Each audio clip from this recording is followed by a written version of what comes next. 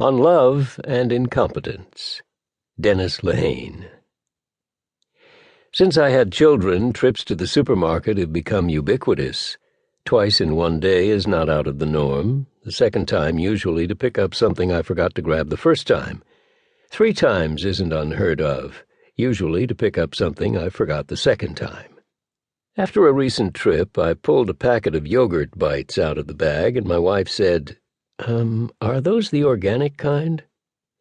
My wife and I don't want hormones pumped into our daughter's bloodstreams from birth, so embodying every yuppie cliché about well-meaning, left-leaning urbanites, we usually shop at Whole Paycheck or Raider Joe's.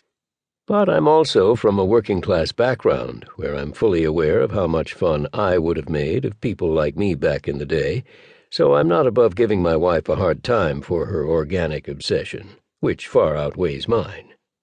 I promise these paper towels come from organically cut-down trees, I'll say, and this aluminum foil was harvested in a field in Vermont. So I'm fairly certain my response to her question about the yogurt bites fell along the lines of, "They're yogurt bites. She'll survive a chemical or two this one time." My wife forgot about the exchange, and I forgot about it, and we moved on to the next phase of our day. My youngest daughter, Kira, was just short of 1. A few weeks later, at a family gathering in a restaurant, my wife and I laid out some food for Kira, and she ate it, as she usually does, two-fisted, shoveling in pieces of cut-up pear and cut-up grilled cheese and cut-up grapes so fast we've been forced to question whether the cutting up can keep up with the speed with which she ingests. We also dug those yogurt bites out of her diaper bag and laid a few out for her. A moment later, when I saw a couple of the yogurt bites heading toward her mouth, I registered a clear and quick thought. Those seem big, even for her. And my wife said she registered a similar thought. The non-organic ones don't melt as well. The built-in safety measure of yogurt bites is that they dissolve almost instantaneously once they hit the tongue. Well, the organic ones do anyway.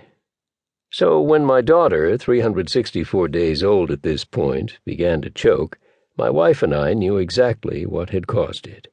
And we knew to remove her from her high chair and bend her forward and pat her back in an upward motion with the heel of a hand. Still, she kept choking, and her eyes rolled back in her head. Then she vomited. And I thought, okay, that's good. Vomiting means she's exhaling. And I told my wife this, which worked to calm her down. But my daughter continued to choke. The color changed in her face, her eyes rolled even farther back to the whites, and my wife and I exchanged a blink-and-you'd-miss-it look of dire and intimate helplessness. We kept patting our child's back, we kept her pitched forward, we kept doing everything we'd been taught in baby CPR class, including tamping the impulse to reach down her throat. And just as we were reaching what felt like a point of critical mass, after which would come the lurch into full-fledged panic, my daughter vomited again, and wailed with fear and outrage, and took in copious amounts of oxygen through a suddenly cleared windpipe, and then continued to rage against the indignity of her first choking experience. I say first because my older daughter, when she was around the same age, choked twice within 1 month. Both times the culprit was a grape, which is why her younger sister gets grapes so sliced up they're practically puree. Talk to older parents or grandparents and they say, "Kids choke, you gotta watch 'em."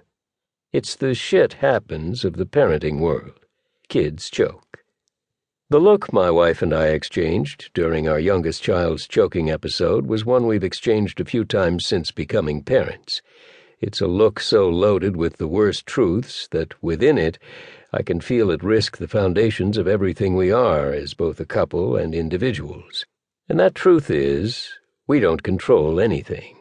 Nada, niente, nothing. If fate or the gods, or God or Lady Bad Luck decides to shine unfavorably on you and all you love, there's very little you can do about it. As a man who reached his 40s a resolutely independent, happily childless, responsibility-free being, the experience of becoming a father first at 43 and then at 46 has shorn me of any number of delusions. Some of these delusions were minor.